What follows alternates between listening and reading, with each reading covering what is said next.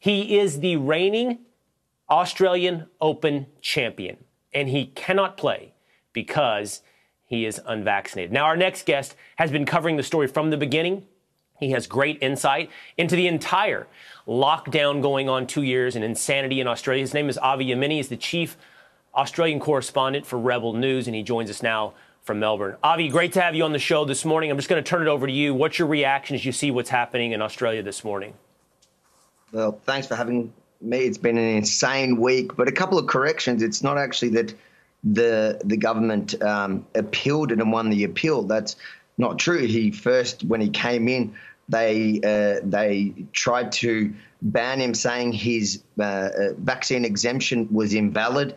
When he appealed that, he won in the Federal Circuit Court. And what then transpired is the government claimed that he'd lied on his papers to get into the country in his documentation. But that's not even what they came after him at the end.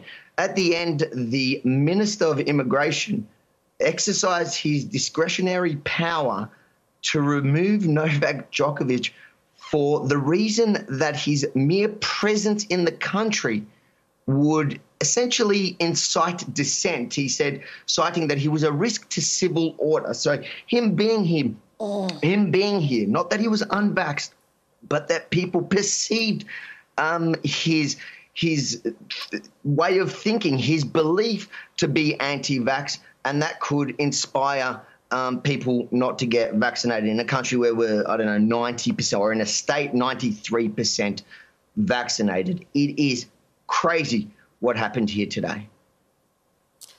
Yeah, I mean, everything in Australia seems crazy to me these days.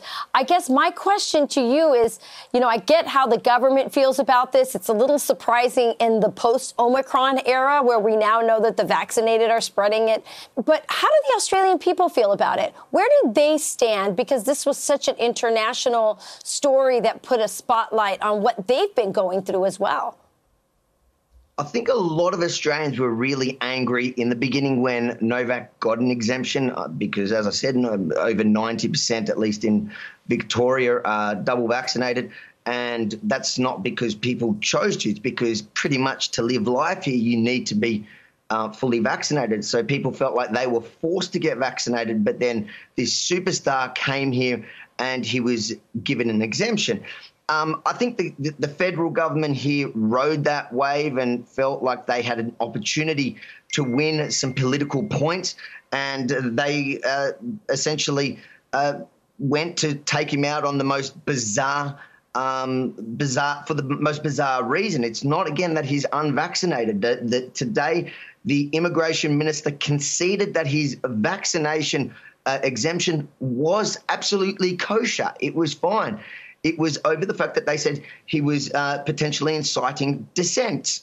And one of the things that they cited as evidence, which I found quite interesting, is that before the vaccines were even available, that he'd questioned the idea of a vaccine, or he said that he was no expert, but he would see at the time, but he wasn't really interested in vaccines. That was the only real evidence that the state had that he was ever kind of anti-vax.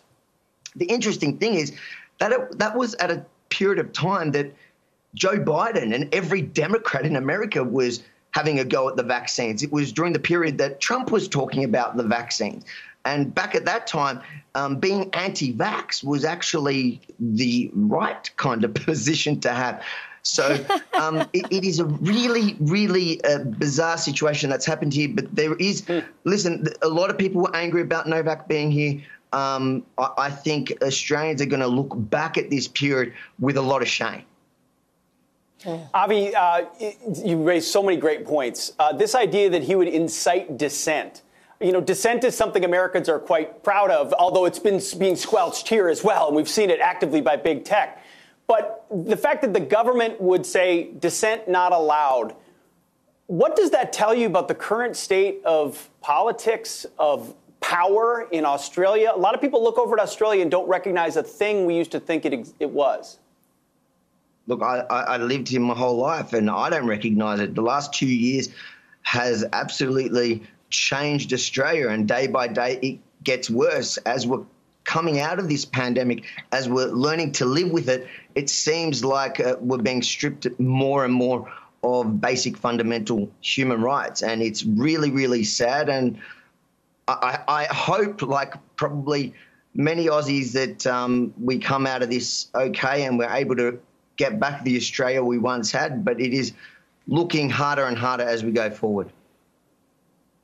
Avi Yemini of Rebel News. Great perspective this morning. Thanks for jumping on so quickly this morning, Avi. Thanks for having me.